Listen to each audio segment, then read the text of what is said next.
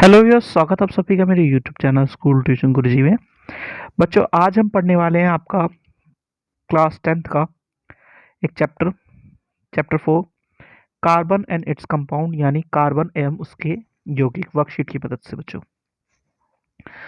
तो सबसे पहले बात कर लेते हैं बच्चों, कार्बन जो एलिमेंट है उसे हम कई बार कह देते हैं एलिमेंट ऑफ लाइफ, यानी जीवन का तत्व। होता क्या है बच्चों कि कार्बन एक स्वर्गमुखी तत्व है, यानी कि वर्सेटाइल एलिमेंट है, जो बेसिक बिल्डिंग ब्लॉक्स हैं लिविंग ऑर्गेनिज्म के, यानी कि जीवों के, उसमें वो काम आता है बच्चों।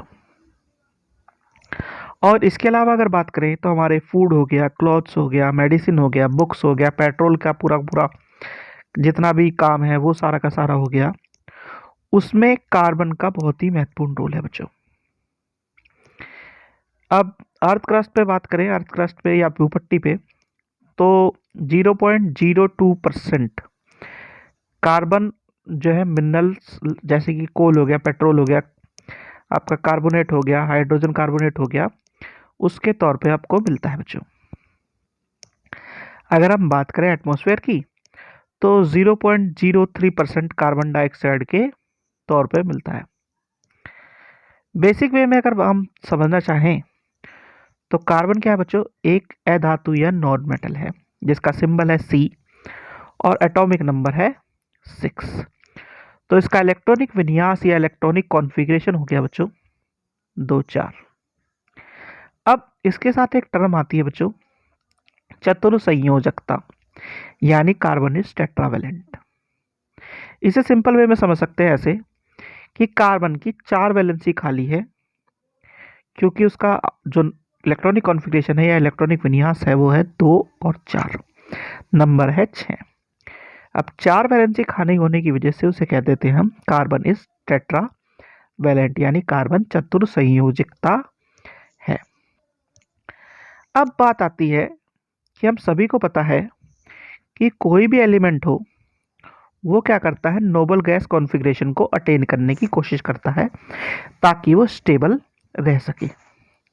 पिछले वाले चैप्टर में आपने, यानी कि मेटल एंड नॉन मेटल वाले चैप्टर में बच्चों, जो कि धातु या धातु का चैप्टर है, आयनिक यौगिक या आयनिक कंपाउंड के बारे में पढ़ा था, जिसमें धनायन और ऋणायन बन रहा था, कैटायन और एनायन बन रहा था। वहां पे क्या था बच्चों, इलेक्ट्रॉन्स को लूज करना और गेन करना चल रहा था। लेकिन जब हम बात करते हैं किसकी, कार्बन की, यहाँ पे थोड़ा सा मुश्किल भरा माहौल हो जाता है। कारण यह है कि 4 जो इलेक्ट्रॉन्स हैं उसे अगर रिमूव किया जाए तो क्या होगा, एक काफ़ी ज़्यादा अमाउंट ऑफ एनर्जी चाहिएगी उसको रिमूवल के लिए। पहले तो रिमूवल के लिए काफ़ी ज़्यादा ऊर्जा चाहिएगी। अब किसी तरीके से वो रिमूव हो भी जाए तो जो इलेक्ट्रॉन्स और प्रोटॉन्स का बेसिक नंबर है वो पूरा का पूरा गड़बड़ा जाएगा। अब इस गड़बड़ होने की वजह से क्या होगा, उसकी जो स्टेबिलिटी है वो स्टेबिलिटी नहीं रहेगी। अब इस प्रॉब्लम को सॉल्व करने के लिए होता क्या है कि जो कार्बन है वो क्या करना शुरू करता है, शेयरिंग ऑफ इलेक्ट्रॉन्स शुरू करता है। शेयरिंग ऑफ इलेक्ट्रॉन्स करने से उसे क्या होता है कि जो एटम्स हैं, जैसे कि हाइड्रोजन हो गया, आपका ऑक्सीजन हो गया, नाइट्रोजन हो गया, सल्फर हो गया, क्लोरीन हो गया, इस तरह के जो एलिमेंट्स हैं उनसे वो शेयर करके इलेक्ट्रॉन्स को बॉन्ड बनाता है, जिस बॉन्ड को हम कहते हैं कोवेलेंट बॉन्ड। यानी एक इस प्रकार का बंध या आबंध जो परमाणु की साझेदारी से बना हो उसे सहसंयोजी आबंध कहते हैं। यानी the bond formed by sharing of electrons between same और different atoms is called covalent bond. अब बच्चों, इस बॉन्ड की कुछ खासियत होती हैं।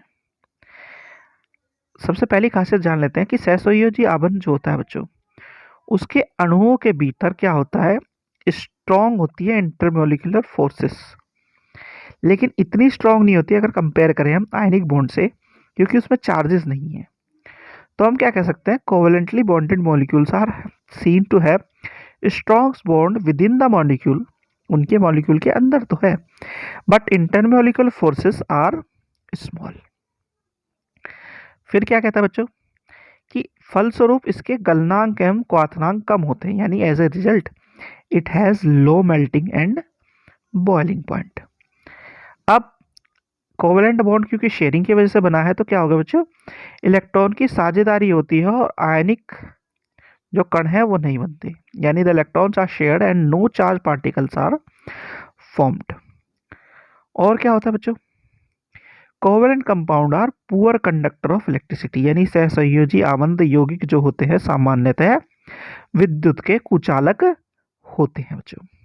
यानी कोवेलेंट बॉन्ड की ये कुछ खासियतें हैं जो कार्बन जब कोवेलेंट बॉन्ड बनाता है तो हमें देखने को मिलती है। अब बात आती है बॉन्डिंग की बच्चों। तो बॉन्डिंग को समझने के लिए ऐसे समझ लेते हैं जरा, एक एग्जांपल ले लेते हैं जरा सिंगल बॉन्ड का। आपका सिंगल बॉन्ड में H के पास एक है और अगर वो दूसरे H के साथ अपना क्या बनाए, बॉन्ड बनाना चाहे, तो ये हो गया आपका सिंगल बॉन्ड बच्चों। इसी तरीके से आता है बच्चों आपका ऑक्सीजन। ऑक्सीजन का नंबर है